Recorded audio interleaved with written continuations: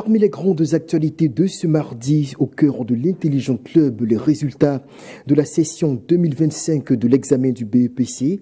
Comment expliquer le record battu cette année avec un taux de réussite de 51,41%, mais également à noter la suprématie numérique des filles à cet examen.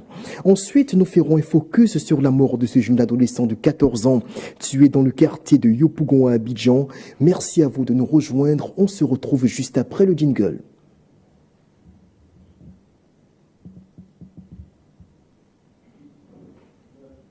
On commence par toi.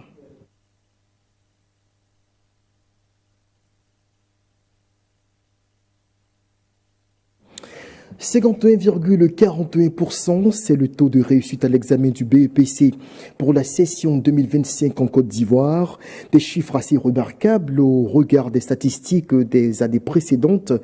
40,18% en 2024 et 31,47% en 2023. Surtout que le nombre de filles est nettement supérieur à celui des garçons. Jean-Richard Nguessan, premières impressions. Moi, je tiens à saluer ce taux qui montre qu'il y a du travail au niveau de l'éducation nationale en Côte d'Ivoire. Il y a une nette progression, même si lorsqu'on regarde dans le rétroviseur, les résultats pour le BPC au niveau de la Côte d'Ivoire sont en dents de scie. Quand on prend, par exemple, l'année 2016, on était autour de 59,11%. Et figurez-vous qu'en 2017, on est monté à 60%. En 2020, on est descendu à 53%. Et ce qui a été déplorable, c'est qu'en 2022, on est descendu à 28%. Pour remonter en 2023 à autour de 31%. C'est dit 31,47% plus exactement. C'est dit que c'est vrai que c'est des taux en dents de scie, mais ça montre aussi qu'il y a une nette évolution au niveau du travail qui est abattu depuis que la ministre Mariétou Kone est arrivée à la tête de ce ministère, notamment le 6 avril 2021. Il y a une nette progression, il y a du travail. On salue notamment ce taux et puis la satisfaction, c'est au niveau des filles, vous l'avez relevé tantôt. Il y a une nette amélioration du score au niveau de la jeune féminine. C'est quelque chose qui est à saluer. C'est une performance qui montre qu'au niveau de l'éducation nationale, il y a du travail abattu. Et au-delà de cet aspect-là, il faut saluer aussi les enseignants. On sait plus ou moins que l'année scolaire a été maillée de grèves, de désaccords, de mésententes avec notamment le ministère. Mais au-delà de tout ça, le chiffre qui nous est donné de voir aujourd'hui est assez reluisant. On aurait pu passer la barre des 60%, n'eût été toutes ces grèves qu'il y a eu au niveau de l'éducation nationale. Alors, Soro Djabiga, on parlait tout à l'heure de la présence des filles qui est supérieure à celle des garçons. D'abord, parmi ceux qui ont candidaté à l'examen du BEPC, et on a sur 6 922 candidats, on a 315 609 filles qui sont présentes et 160 000, près de 161 000 d'entre elles qui ont été admises à leur examen, soit un taux d'admission de plus de, disons, de 51%. Alors que les garçons qui sont de 291 313 à candidater, on en a environ pour 151 074 qui ont été admis. En termes de pourcentage, c'est plus élevé que chez les filles, mais tout de même, ce qu'il faut saluer, c'est que les filles sont de plus en plus nombreuses à être au front sur nos différentes salles de classe. Mais j'aimerais noter d'abord que le résultat que nous avons obtenu aujourd'hui est satisfaisant. Nous avons progressé depuis 2023 jusqu'à maintenant. Je note que chaque année, on note plus de 10% de points dans les résultats. En tout cas, c'est à saluer. Mais il faut rappeler que c'est une progression notable portée par l'engagement des enseignants. Plus globalement, c'est vrai qu'on parle des filles spécifiquement sur cette question, mais plus globalement, il faut saluer l'engagement des enseignants. Donc, on connaît un peu l'année scolaire comme nous avons tous connu. On aura l'occasion d'y revenir, mais spécifiquement des filles. Comment expliquer le fait que les jeunes filles qui sont dans notre réalité sociétale, un peu plus confinées, aux tâches ménagères, on estime que ce sont les jeunes garçons qui étaient peut-être plus scolarisés que les jeunes filles. On a l'impression que la tendance tend à s'inverser aujourd'hui. Non, il faut saluer les actions du gouvernement. Sur ce niveau, il faut être honnête. Le gouvernement fait beaucoup d'efforts dans le sens de la promotion de la gente féminine. Au niveau de l'employabilité, à l'école, dans les services, dans l'administration, même dans la vie sociale. On peu partout aujourd'hui, on sent une certaine représentativité des filles dans tous les systèmes. On sent une représentativité parce que c'était imposé. Il faut au moins un tiers des femmes ou de la jeune féminine dans tous les domaines. Et c'est de plus en plus respecté. Et c'est rentré dans cela est rentré dans les consciences collectives. À force de sensibilisation et d'éducation, cette donne-là est rentrée dans les consciences collectives. Aujourd'hui, on comprend la nécessité de faire la promotion de la jeune féminine. Ce n'était pas le cas hier. Chez nous, par exemple, au nord ou un peu partout, à l'intérieur de la Côte d'Ivoire, les filles étaient reléguées au second plan. On leur assignait des rôles de ménage ou bien peut-être des travaux champêtres. Voilà, aujourd'hui, ça fait plaisir de voir des femmes aujourd'hui qui enregistrent de bons résultats, qui sont la fierté de la Côte d'Ivoire. Et au niveau de la jeune féminine, elles font notre fierté à l'international dans le domaine du sport, dans le domaine de l'éducation, ou même au plan politique. On voit un peu aujourd'hui ce que la Côte d'Ivoire est en train d'enregistrer. Et dans la sous-région, il faut noter que c'est une prouesse parce que ce n'est pas le cas un peu partout. Jusqu'à présent, dans certains pays de la sous-région, les mentalités sont, si le mot du thème, sont un peu rétrogrades. Avec la Côte d'Ivoire et les différentes nominations que le président Ouattara a pu opérer ces derniers temps, on sent de plus en plus que les femmes sont en train de remonter. Et c'est bon quand même parce que de façon traditionnelle, on sait l'apport que les femmes ont dans nos sociétés. Elles savent donner des conseils au moment qu'il faut. Donc savoir que les femmes sont en train d'évoluer au plan éducatif aussi, ça présage une bonne assemblée. Voilà, c'est assemblée. Certainement, Jean-Richard Bessin, vous évoquez lors de votre première prise de parole justement la qualité, sinon, de l'enseignement. Il y a cela certes, mais il y a aussi un détail que vous avez relevé. Vous parlez exactement du fait que malgré les perturbations que l'on a connues durant l'année scolaire, avec la multiplication des mouvements d'humeur au sein du secteur de l'éducation nationale, on a quand même pu semble-t-il sauver l'année scolaire avec ce taux de réussite au BPC, ce qui était tout à fait improbable, mais il fallait s'y attendre au vu des négociations qui se sont tenues entre le gouvernement et les différentes organisations syndicales. Après dit, on se posait beaucoup de questions quand il y a eu tous ces remous au niveau de l'éducation nationale. Vous savez, l'école ivoirienne même connaît une crise depuis un bon nombre d'années, depuis les années 90. Il y avait la vétusté des infrastructures, il y avait un manque d'établissement dans bon nombre de régions. Et au regard de cette grève, on était plus ou moins sceptique quant à un taux réluisant pour ces examens de fin d'année. Mais là, il faut saluer, non seulement on en parlait tantôt, cette dextérité des enseignants qui, en dépit des grèves, ont tenu à rattraper un certain nombre de cours, ont tenu à mettre à jour un bon nombre d'élèves, bien bon nombre de localités à travers la Côte d'Ivoire.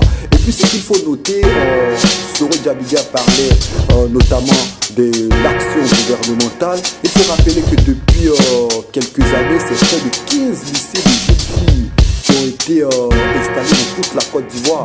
Et c'est une prouesse qu'il faut saluer. Au-delà de cet aspect, il y a 100 collèges de proximité qui ont été construits depuis après la crise post-électorale. Donc c'est quelque chose qui apporte l'embellie qu'on voit aujourd'hui. Parce que nous qui avons une période de 14 ans, ce qu'il faut noter, c'est que pour ceux qui ont fait l'école dans la Côte d'Ivoire profonde, à l'intérieur du pays, très souvent, les jeunes filles ou les jeunes garçons quittaient une localité pour être chez un tuteur ou être en location, en vue d'aller à l'école. C'était un peu compliqué.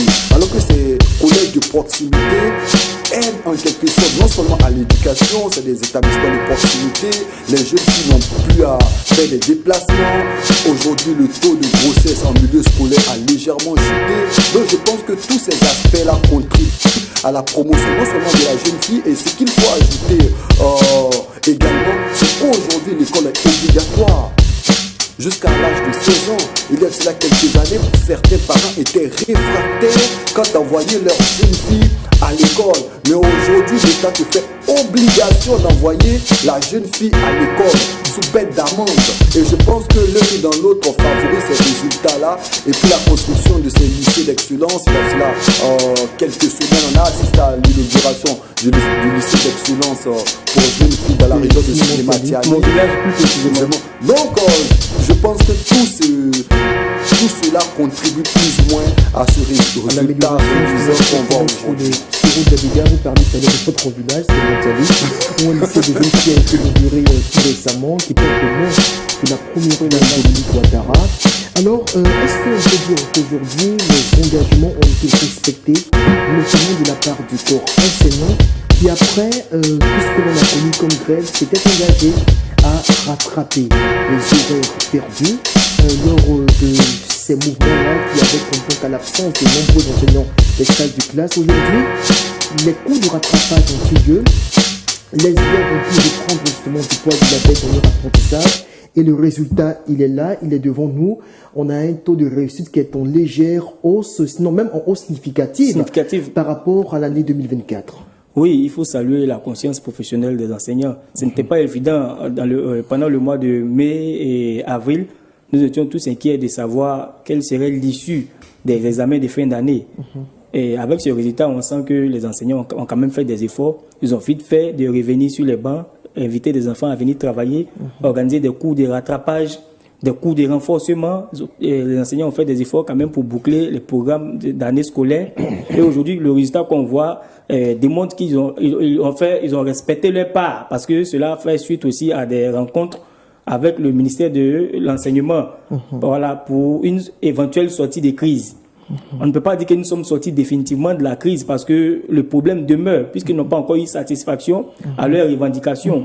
Ils revendiquent de meilleures conditions de travail. Ils revendiquent un salaire assez décent. Ils revendiquent des primes. Voilà, ils n'ont pas encore eu accès à cela. Plus précisément, on peut dire qu'ils ont régressé parce qu'à un moment donné de la lutte, les enseignants se sont résolus maintenant à revendiquer la libération de leurs camarades Assis Dugarry. Cette libération, quoi qu'elle ait été obtenue, mais on va dire partiellement parce qu'ils ne disposent pas totalement de ces droits civiques et encore. Vous voyez que c'est un peu compliqué. Et il y a encore des enseignants, peut-être qu'il y a encore des arriérés, des salaires qui n'ont pas encore été payés. Il y a d'autres qui sont encore sous sanction. Donc je pense que c'est le moment pour le gouvernement de quand même regarder du côté de ces enseignants-là, au regard des efforts qu'ils ont pu faire pour pouvoir boucler et pour pouvoir valider l'année scolaire. Je pense qu'il est temps qu'on les regarde et qu'on les écoute parce que, comme je l'ai dit, la crise n'est pas encore terminée. Dans 3 mois, on reprend la nouvelle année scolaire. On ne sait pas ce qui nous attendra. Une autre épée de Damoclès qui pèse, bien sur l'éducation nationale. Je veux rebondir pour dire que ce que Soro dit est assez pertinent. Vous savez, les négociations tout au long de cette année scolaire ont piétiné. On sait que la ministre Anoloto avait entrepris des négociations avec les grévistes, le gouvernement également. Mais fort malheureusement, les négociations n'ont pas abouti et un comité d'experts a été mis en place, mais le comité d'experts a peiné à trouver des solutions. Donc, je pense qu'il faut anticiper pour l'année académique 2025-2026 pour ne pas qu'on assiste à ces grèves malheureusement intempestives, parce que cela contribue aussi. C'est vrai qu'on salue le taux aujourd'hui qui est à plus de 50%, mais on aurait pu faire mieux. On aurait pu faire mieux dans certaines régions. On se rappelle que les enseignants n'ont pas fait cours. Dans certaines régions, les cours ont été... les enseignants n'ont pas été dans les salles de classe. Donc, au regard de cette situation... Et dans presque toutes les régions, d'ailleurs, au pic du mouvement. Ah oui, donc je pense qu'il faudrait anticiper pour ne pas qu'on tombe dans cette même situation dans l'année scolaire 2025-2026. Moi, j'aimerais noter quand même que je suis un peu rassuré, j'ai confiance aux résultats que nous avons pu obtenir, parce qu'il faut noter que depuis la nomination de la ministre Mariatou Koné à la tête du ministère de l'Éducation nationale, elle a accentué les mesures de surveillance par rapport à la lutte contre la fraude dans les périodes d'examen. Et cette lutte-là a porté, on a senti une certaine concentration au niveau des élèves, et il y a plusieurs réseaux qui ont été démantelés. Même cette année, il y a des réseaux qui ont été démantelés, mais la concentration n'est pas pareille que les autres années. Depuis 2010 jusqu'à maintenant, il y a eu des catastrophes. On a arraché des téléphones, il y a des maîtres de maison qui ont été arrêtés, des enseignants qui ont été arrêtés. Mais de plus en plus, on sent que cette mesure a permis de dissuader beaucoup d'élèves, de dissuader beaucoup de velléités au sein même des populations, les délicats qui voulaient se livrer à cette pratique-là. On sait qu'il y a eu des efforts qui ont été faits. Donc, je pense que ces 51%-là, c'est quelque chose qui est consolidé, c'est quelque chose qui est sûr. Je pense qu'on a de la matière, c'est une base qui peut progresser à nous donner de plus beaux résultats encore à l'avenir. Et puis, parlons de... 30 secondes. Parlant de tricherie, il faut saluer aussi les forces de l'ordre, parce que moi, d'Amazon, j'ai visité quelques établissements pendant les examens de fin d'année, même pendant le baccalauréat. Il est quasiment impossible pour un père de famille ou une mère de famille de rentrer dans un centre. C'est impossible. Et aujourd'hui, il est interdit à tous les élèves d'avoir des téléphones dans les centres d'examen. Aujourd'hui, ils sont très peu nombreux, les enseignants qui s'adonnent à la fraude. il y a cela quelques années, il y avait des opérations hibou, des opérations, des mercenariats où dans certaines localités, avant les examens, toute la ville par moment avait les sujets, mais aujourd'hui, mais c'est clair, de moins en moins, il y a une volonté ferme du ministère à ce niveau-là. Il faut saluer Madame la ministre. Je vous invite à présent à suivre 2 interventions, celle justement de Mathieu Quadio, il est encadreur pédagogique, et également celle de Anselme Konan, il est professeur de mathématiques à Yamoussoukro. Tous les deux se prononcent sur l'excellence, enfin l'amélioration constatée dans les résultats du BEPC session 2025 en Côte d'Ivoire.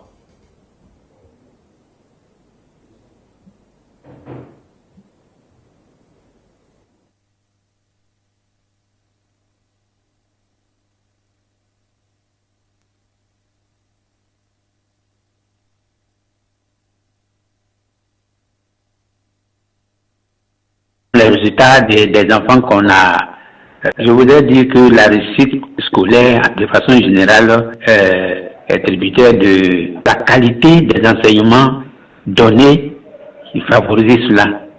Et puis, donc, la qualité de l'encadrement aussi. Les enseignements en classe, s'ils sont de qualité, nécessairement, les résultats des enfants qu'on a formés, le résultat sera bon. Parce que c'est comme en amont, la formation est de qualité, elle est bonne. Quand quand les enseignements, je veux dire, de façon générale, les enseignements qu'on a donnés sont de qualité, sont bons, il va sans dire que les résultats qui vont suivre seront bons. Donc l'encadrement peut être au niveau des acteurs de l'école, bien à l'école, par les enseignants, mais aussi à la maison, quand l'encadrement des enfants aussi est bon, c'est-à-dire les parents les suivent à la maison aussi. Donc tout cela concourt à un bon encadrement. Et donc le résultat va être nécessairement bon, parce que de plus en plus les parents s'intéressent et puis ils accompagnent leurs enfants, ils suivent à la maison, ils ont les outils de formation, ils ont les manuels, ils ont ce qu'il faut. Alors, si les enfants aussi suivent les parents dans ce sens-là, forcément, ils seront bons. En classe, à l'école, tout ce qui est mis en classe, les programmes sont suivis, les enseignants, les professeurs et autres enseignent bien tout ce qui est l'encadrement, l'environnement scolaire est de qualité. Ou alors il est bon, nécessairement les produits qui sont là vont être bons. Généralement, les résultats s'améliorent quand les acteurs, y compris les parents, comme les élèves, se mettent au travail et en s'appuyant quelquefois sur les recommandations qui ont été mises en place par les responsables du MENA, à savoir tout ce qui est les dispositifs mis en place pour lutter contre la tricherie. De plus en plus, les parents, élèves et puis d'autres acteurs respectent les consignes qu'on donne et donc se mettent réellement au travail. Ce sont des éléments, ça aussi des éléments qui peuvent favoriser la réussite scolaire. Il y a aussi le fait que de plus en plus les élèves prennent conscience et puis ça donne aux études. Il y a le soutien des parents, il y a les réseaux de communication, les réseaux sociaux aussi qui favorisent l'apprentissage avec l'avènement de l'école à la maison, par exemple. Les élèves se mettent au travail et peuvent suivre certaines formations, certains cours à la télévision, même quand ce n'est pas en classe. Et donc, ce qui est appris à l'école, en classe, en présentiel, les élèves aussi à la maison peuvent appuyer avec le système de mon école à la maison, en suivant les cours à la télé. le fait que le taux de filles ait été admis, élevé, est dû au fait que les parents ont compris la nécessité d'envoyer les filles à l'école. Vous voyez que l'année passée, il était rare de voir en tout cas un nombre élevé de filles à l'école que des garçons. Aujourd'hui, je peux vous assurer que dans nos écoles, vous pouvez faire le constat qu'il existe assez de filles dans nos classes et des garçons. Moi, il y avait une classe de 3e dans laquelle il y avait assez de filles que des garçons. Et puis les filles aussi ont pris conscience qu'elles ont le devoir, ou bien ils ont même l'obligation de travailler, pour faire honneur d'abord à leurs parents, pour faire la nation. Et donc les filles ont commencé à retourner au travail. Et aujourd'hui, le constat est clair. Le nombre de filles admises à nos examens est élevé. C'est dû à la conscience que nos parents ont pris, et puis aussi le fait que l'État aussi a fait l'effort de mettre une politique en place pour sensibiliser les parents à inscrire leurs filles à l'école. Et donc, les filles aussi, ayant été inscrites à l'école, ont pris conscience qu'elles devaient réussir. Il est vrai que l'année scolaire a été perturbée avec la répartition des enseignants, mais pendant que nous faisions la grève, nous avons aussi entamé des travaux, c'est-à-dire que les cours ont été faits normalement, et puis les enfants aussi avaient conscience que l'année était un peu perturbée. Donc les enfants ont eux-mêmes pris le taureau par le col en étudiant leurs leçons. Je pense que ça a aussi joué sur le taux élevé de réussite, le fait que les enfants eux-mêmes aient pris conscience qu'ils doivent étudier pour réussir. Soro Djabiga, commentaire après les interventions de ces deux membres du corps enseignant. Je note que plus globalement, ils sont satisfaits des résultats, mais aussi des mesures qui ont été prises pour sécuriser les examens. C'est ce que je disais tout à l'heure, c'est-à-dire que ces résultats-là sont consolidés et ces élèves qui ont été admis là, c'est un bon groupe qu'il faut suivre de près. Il y a Mathieu Kouadio, qui est encadreur scolaire, qui saluait justement la performance justement, du corps enseignant, de l'encadrement dans les différentes écoles, parce qu'il estime que certes les cours sont bien dispensés, ils peuvent être de qualité, mais au-delà des cours, il y a également la gestion même de tout le circuit qui part de la direction de l'établissement jusqu'à la salle de classe et qui permet d'obtenir des résultats plus ou moins satisfaisants. Oui, l'encadrement, souvent, nous avons tendance à croire que l'encadrement, c'est seulement le fait de dispenser des cours à l'école. Mais c'est tout un système. Quand on parle du système éducatif, ce sont les enseignants, c'est les conditions dans lesquelles l'enfant apprend, c'est la qualité des cours qu'il reçoit, ce sont les éducateurs, comment l'enfant est suivi, est-ce que ses heures d'absence sont remontées jusqu'à ses parents, la rigueur avec laquelle les cours sont dispensés. C'est tout un système. Et il faut le dire, ce système a fonctionné à merveille. Tout s'est bien passé. C'est pourquoi il faut saluer tout le corps enseignant. C'est vrai qu'il ne faut même pas saluer seulement que les enseignants, mais c'est tout le système de l'éducation même qu'il faut féliciter. Et il faut féliciter aussi la ministre quand même qui a fait beaucoup d'efforts dans ce sens-là. Mais il faut regarder aussi un détail, c'est que à ce jour, nous sommes à près de 40 élèves par enseignant quand on fait le ratio. Je pense qu'on doit travailler vraiment à réduire cela parce que 40 élèves par enseignant, c'est quand même trop aussi. Voilà, il faut évoluer pour descendre peut-être, pourquoi pas, jusqu'à 35 ou 30 élèves par enseignant. Ça va permettre d'optimiser les résultats à l'avenir. Il faut maintenir le cap. Le volet sécurisation des examens, c'est très important. Parce que quand les enfants trichent pour avoir des examens, aujourd'hui, avec le BPC, on passe le concours du CAFOP. Mais quand les enfants trichent pour avoir facilement accès à ce diplôme-là, après, ce sont les mêmes encore qui viennent dispenser des cours à d'autres enfants. Absolument. Et on part de carence en carence et bon, l'avenir c'est précaire, c'est dangereux. Donc, je pense qu'il faut surtout maintenir le cap. Voilà, félicitations quand on va à la ministre, mais il faut maintenir le cap sur la sécurisation des examens.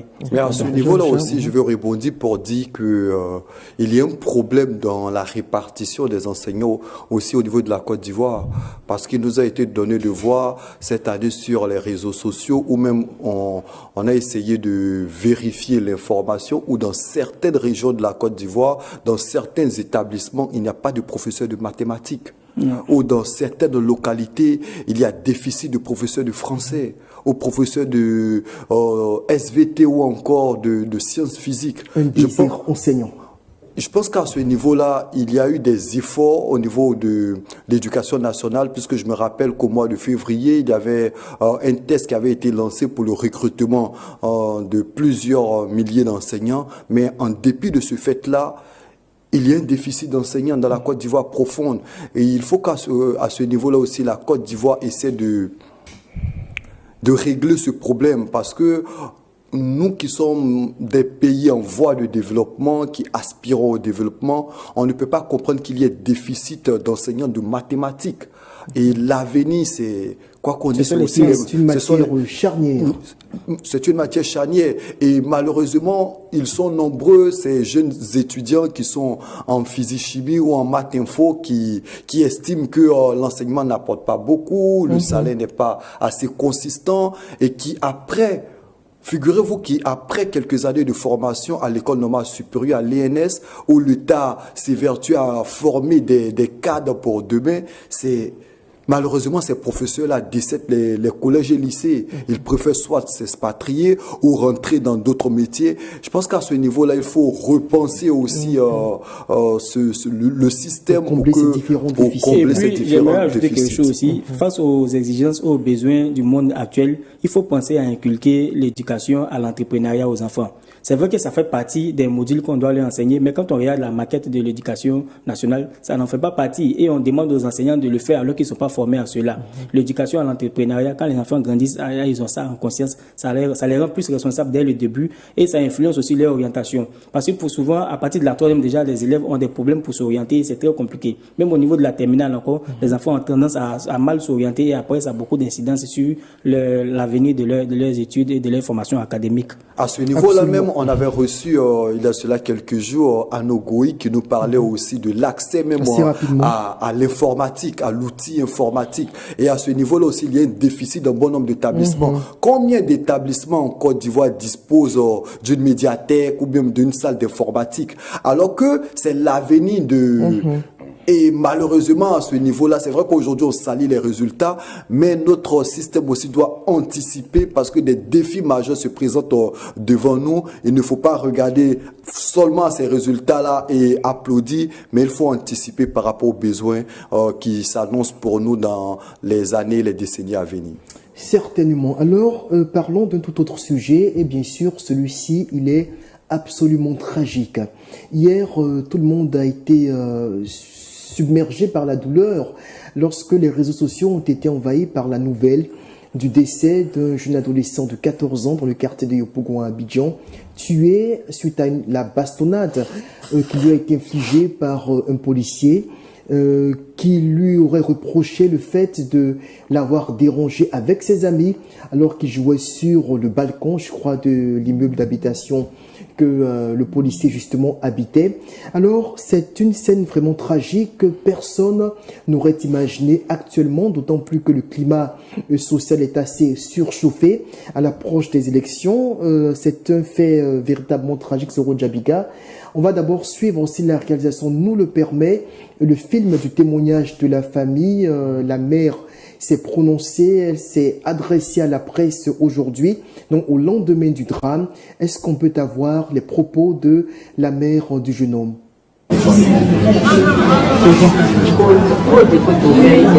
Vraiment, dans ce milieu-là,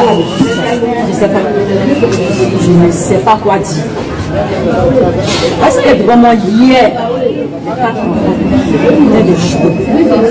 On soit reçu la dalle. On a fait et on leur a dit que on a reçu la dalle. Et c'est pour ça qu'ils sont montés pour aller voir qu'ils n'ont pas tombé leur fils là.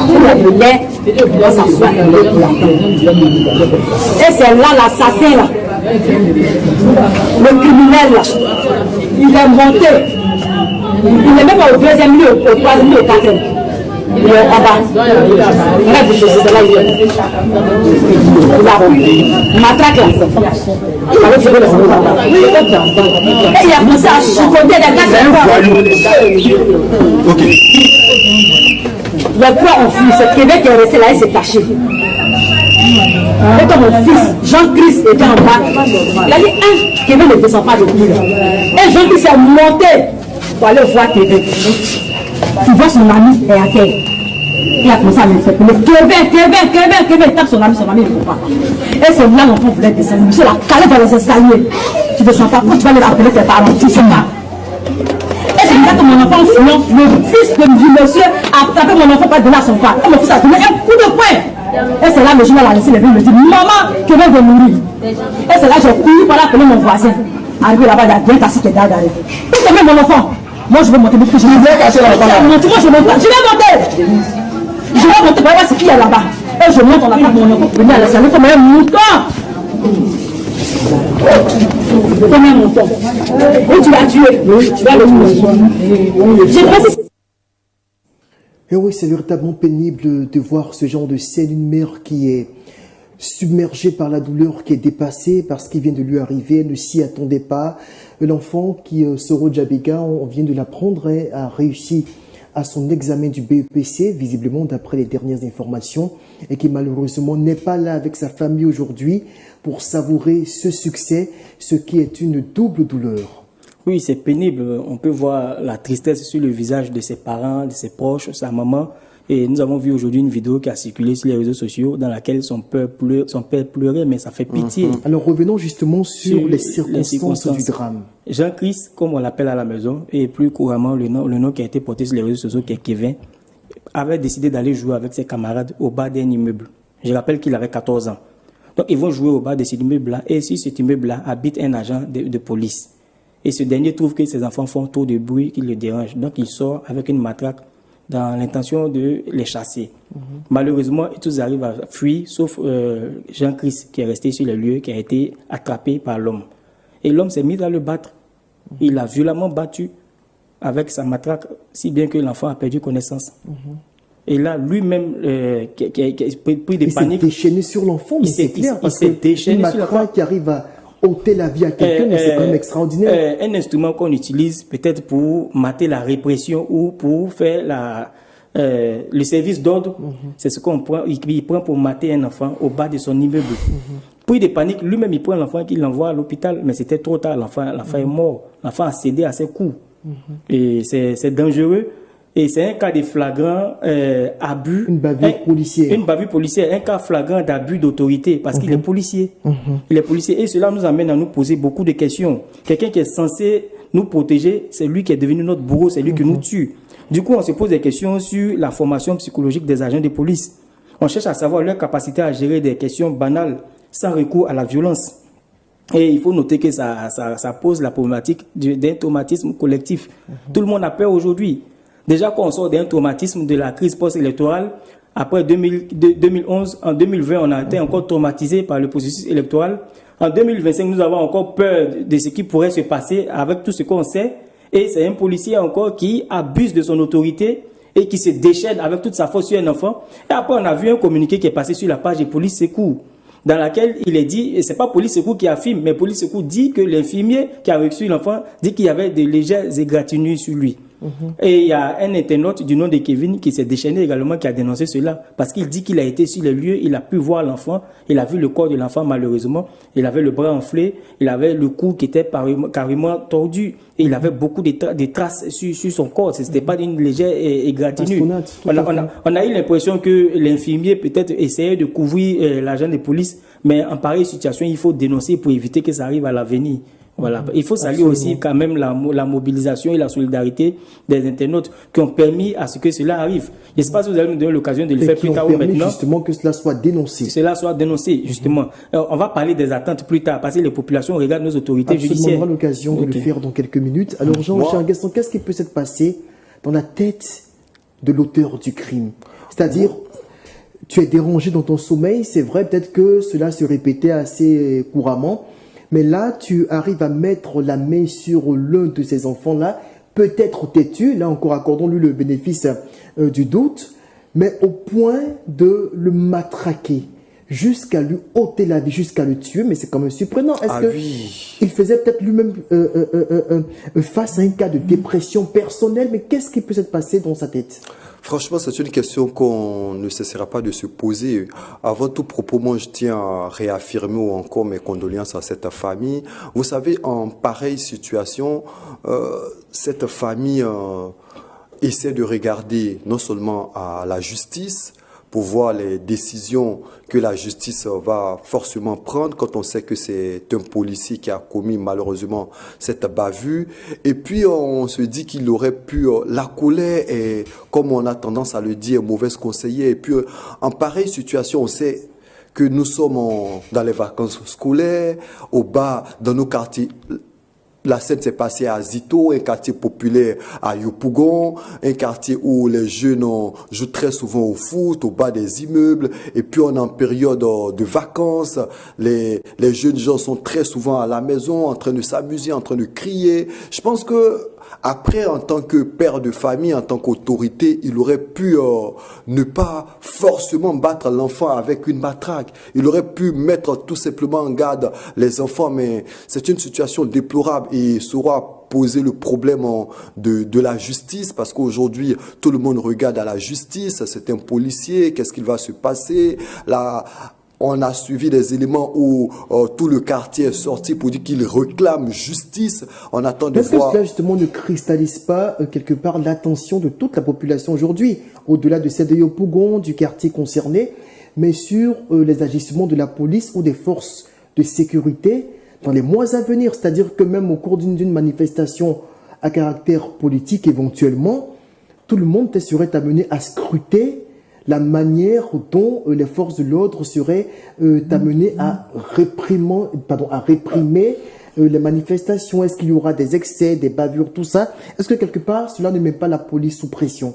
C'est à ce niveau-là qu'il faut interpeller les forces de l'ordre. Et on ne va pas généraliser un cas. C'est vrai que nous tenons déjà à saluer, on a vu il y a cela quelques jours, l'action du commandant supérieur de la gendarmerie qui a tenu à radier à travers une visite médicale inopinée. On a vu qu'il y avait des élèves gendarmes qui étaient des drogués en griffes à Torogué et à Abidjan. Donc l'un mis dans l'autre, ça nous conforte quant à la volonté de nos autorités d'avoir non seulement une gendarmerie, une police ou encore une armée assez saine, mais pour ce qui s'est passé, je pense qu'on ne va pas généraliser, mais au-delà de cet aspect-là... En fait, là, je me demande, est-ce que quelque part, ça ne met pas la police sous pression? Ah oui.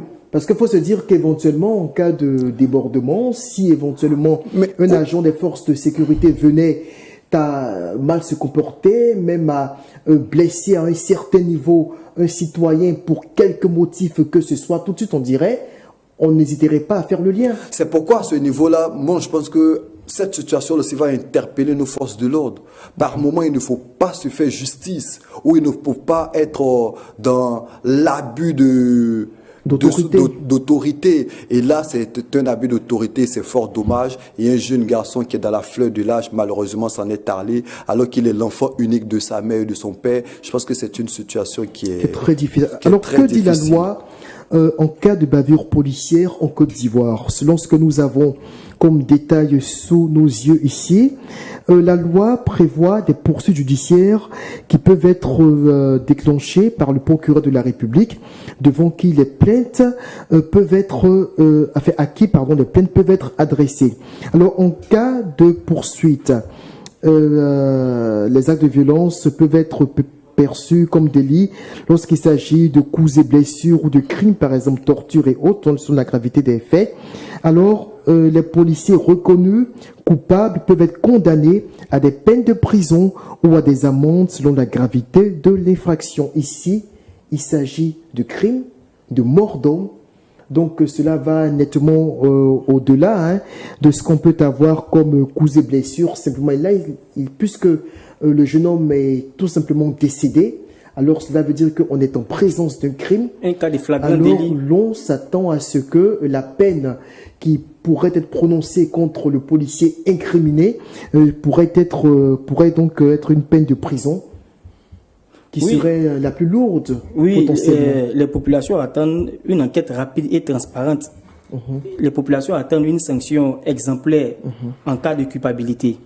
Il est important de noter aussi qu'il faut prendre des mesures structurelles de prévention, c'est-à-dire qu'il faut renforcer le contrôle interne, il faut avoir de meilleurs accompagnements psychologiques des forces de l'ordre et aussi une campagne de sensibilisation sur le respect des droits humains. Je pense que plus globalement, il faut regarder vraiment ce détail-là, parce que ce sont eux qui nous encadrent. Ce sont eux qui nous surveillent. Il faut noter que la scène s'est produite dans un quartier populaire, sous les yeux de certains témoins. Du coup, ça crée un choc, ça crée une certaine peur au sein de la communauté. Une psychose. Une psychose. Et ça renforce encore le doute et la méfiance entre les civils et les forces de sécurité. Et comme je l'ai dit tout à l'heure, nous sommes dans une période assez sensible. On n'en avait pas besoin. Il ne faut pas que ça vienne encore amplifier plus que ça ne l'est déjà les relations entre les civils et les forces de l'ordre. Nous avons déjà salué le meeting du PDCI du samedi dernier où il n'y a pas eu de bavures. On a senti les forces de l'ordre autour des militants du PDCI sans qu'il y ait de bavures pour encadrer la manifestation. Et aujourd'hui, on vient voir une scène aussi macabre que celle-ci. C'est profondément dangereux et douloureux de voir un père de famille arrêté publiquement. Vous savez, en Afrique, on dit que les garçons ne pleurent pas. Mais ils pleurent, mais ils se cachent pour le faire parce que l'homme est censé incarner la sécurité et la confiance et la garantie de toute la communauté. Mais quand un homme se met dehors devant sa porte pour pleurer publiquement, il faut comprendre à quel point il est profondément atteint. Et c'est ce qui a été le cas aujourd'hui. On a vu la mère aussi pleurer, ses frères et sœurs. Et vraiment, les populations attendent qu'il y ait justice. Mais à ce niveau-là, il faut dire que moi, je veux saluer aussi la ministre Nassedeba Touré qui a fait sortir un communiqué où elle rassure plus ou moins la population quant à la justice. Je ne vais pas lire tout le communiqué, mais elle dit c'est avec une profonde tristesse que nous avons appris le décès de Mboua Chris Kevin âgé de 14 ans, survenu dans des circonstances non élucidées. Je tiens à assurer à la famille de Chris Kevin ainsi qu'à l'ensemble de l'opinion publique que toute la lumière sera faite sur les circonstances de ce drame. La justice est pleinement mobilisée pour faire la vérité et nous lui accordons notre totale confiance. Donc, quand les regards sont tournés vers le procureur de la République, qui, dans le cas d'espèce, a compétence pour trancher. Effectivement. Et la ministre qui est la ministre de la femme, de la famille et de l'enfant s'est saisie également du dossier et elle tient à rassurer la famille, elle tient à rassurer la population et à ce niveau-là, je pense que on n'a pas à douter de notre justice. Non, et mais je après, pense que cela paraît quand même clair les circonstances dans lesquelles le drame est intervenu. Ce n'est pas caché, il n'y a pas vraiment besoin de faire des enquêtes particulières pour ça. C'est une bavure policière. L'enfant a été simplement coudoyé à mort. Il y a un fait que j'aimerais relever qui m'a quand même marqué, qui m'a un peu soulagé quand même, c'est que c'est la participation citoyenne. De plus en plus, les Ivoiriens commencent à comprendre qu'ils ont le droit de participer à tout ce qui concerne la nation. Grâce aux réseaux sociaux. Grâce aux réseaux sociaux. Il y a déjà des influenceurs, des internautes, en fait, diligence, se sont vite arrivés sur place pour comprendre ce qui se passait. Et grâce à leur diligence, grâce à leurs actions, nos autorités ont vite fait de se saisir de ce dossier. Et il y a plusieurs événements qui se sont succédés. Par exemple, au cours de la journée, il y a une dame qui a érigé un mur devant son magasin, empêchant des véhicules de passer sous prétexte que des gens venaient garer devant son magasin. Mais il n'a pas fallu 2 ou 3 heures de temps pour qu'on casse ce magasin sous instruction du service technique de la mairie. Et il y a plusieurs faits encore. Nous avons vu plusieurs choses. De plus en plus, les Ivoiriens commencent à prendre conscience. On aimerait que ça soit transversal. Il ne faut pas que ça se limite seulement aux réseaux sociaux ou à des faits de société, même au plan politique. Il faut qu'on comprenne que la gestion du bien public, ça nous concerne nous tous parce que c'est notre argent qui est géré. Ce sont nos agents d'impôts, ce sont nos agents de recettes fiscales qui sont en train de gérer. Donc, il faut participer. Quand on voit quelque chose qui n'est pas bien, il faut dénoncer conformément aux règles, aux lois qui nous encadrent. Mais ça, malheureusement, c'est un tout autre débat. Mais il faut saluer la puissance des réseaux sociaux. Aujourd'hui, il est difficile de cacher ou de masquer une situation qui se présente. On a vite fait de filmer, les images vont filtrer sur les réseaux sociaux et puis à l'aide du numérique, aujourd'hui il est très difficile. Si le temps me permet, je vais rappeler une petite anecdote. Allez-y, je vous laisse. Juste avant qu'il ne lance la revue de presse. Oui, au rond-point Ado, vous vous rappelez de la statue qui avait été érigée à l'effigie de l'image du président de la République. Mais cette statue n'a pas été bien confectionnée. Et au même moment que l'image est sortie, elle est devenue virale sur les réseaux sociaux, si bien que les autorités ont vite fait de cacher l'image parce que ce n'était pas très beau. Et on a compris la puissance des réseaux sociaux et on a compris aussi que nous sommes écoutés par nos dirigeants. C'est très important. Et ça, c'est déjà intéressant. Jean-Richard Nguesson, on vient à vous maintenant pour votre traditionnelle revue de presse. Merci. Ouvrons cette revue de presse avec l'intelligent d'Abidjan qui bat à sa une au pré-congrès RHDP Cocody. Mamadou Touré, Gbagbo, Simone, Blé ont une légitimité. Tcham n'a jamais voulu être candidat contre Ouattara. Et puis exploitation d'une mine d'or dans la localité de Doropo. L'intelligence d'Abidjan nous fait savoir qu'une mine d'or d'une importante capacité a été découverte dans cette région de la Côte d'Ivoire. Sidi Touré et Famoussa Koulibaly parlent également du pré-congrès du RHDP, pré-congrès RHDP à Djamé. Dr Raymond Goudou Kofi, Ado accepté de continuer, 3 points de suspension. Et puis poursuivons cette revue de presse et arrêtons-nous sur le quotidien Le Jour Plus qui barre à sa une. Deuxième journée du congrès du RHDP au stade Ebempe, Agnaman prêt pour accueillir Ado, ce que les chefs de village acquis ont dit hier à l'émissaire du président Ouattara. Le patriote revient sur la visite de la maire de Paris en Côte d'Ivoire, Anne Hidalgo, à propos de la gouvernance du président Ouattara. Elle dit, et je cite, « J'ai une immense admiration pour le travail accompli ». Et puis le nouveau réveil revient sur la marche du peuple sur la commission électorale indépendante. Le président Tcham aux Ivoiriens, restons mobilisés, la victoire est au bout. Je serai à Abidjan bientôt. À l'Ivoirien, rien d'impossible.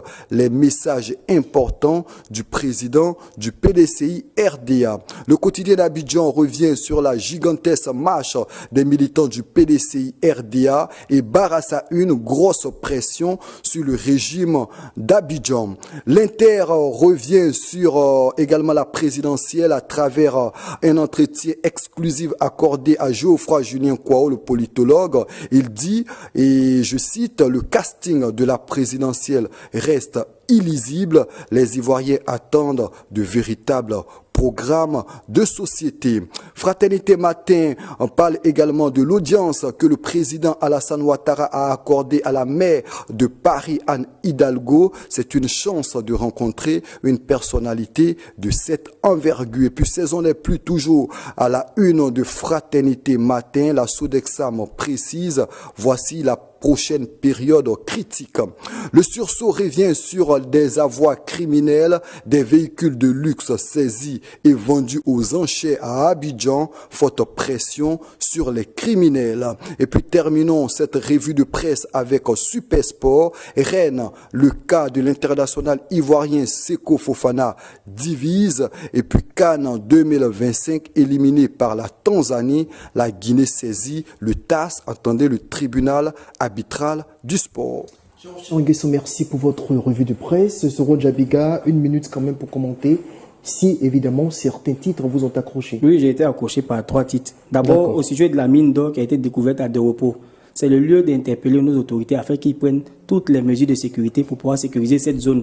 Parce que depuis des années déjà, on découvrait que chaque matin, quand on se réveille, il y a des véhicules qui sont incendiés, tout ça. Jusque-là, les enquêtes n'ont pas permis de savoir qui le faisait. C'est une zone qui fait frontière au Burkina. Alors quand on sait l'instabilité qui règne au Burkina, cette mine d'or-là peut faire l'objet de l'attention de beaucoup d'indélicats. Donc il est important de regarder cela. On sait que leur page clandestin attire énormément de terroristes. Énormément de terroristes. Et finance même le terrorisme international. Avant-hier, il y a 2 jeunes gens dans la classe d'âge de 18 à 20 ans qui ont été pris 500 millions de francs CFA qui partaient au corridor de Bundiali. C'est important de le rappeler. Maintenant, le RHDP qui décide d'organiser un grand meeting, un giga meeting au stade de Bimpe. J'espère que lorsque l'opposition voudra aussi organiser un meeting là-bas, il faut lui donner cet espace-là afin qu'il puisse monter sa capacité de mobilisation. Parce que ce sont des édifices publics, ça n'appartient pas seulement qu'à un seul parti politique. C'est l'argent de tous les Ivoiriens qu'ils ont pris pour construire ces sites-là. Maintenant, au niveau des véhicules de luxe qui sont vendus aux enchères, j'aimerais saluer les actions de l'AGRAG. Ceux qui sont chargés de commercialiser les avoirs criminels. Ils font un travail exceptionnel, même si on ne communique pas beaucoup là-dessus. Je leur donne mon carton vert. Ils font un grand travail dans le cadre de la lutte contre la corruption.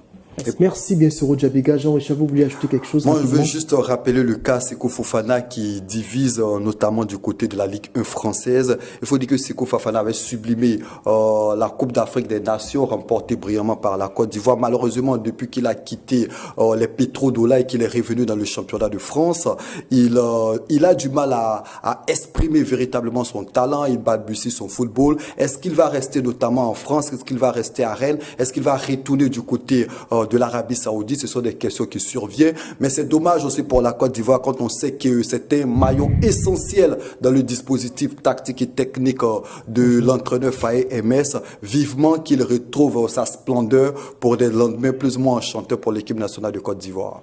Merci bien. Et c'est sur ces notes d'espoir que nous allons nous séparer pour ce mardi. On se dit à demain et on se donne rendez-vous pour décrypter d'autres sujets de l'actualité nationale et certainement, ou pourquoi pas, internationale. Au revoir.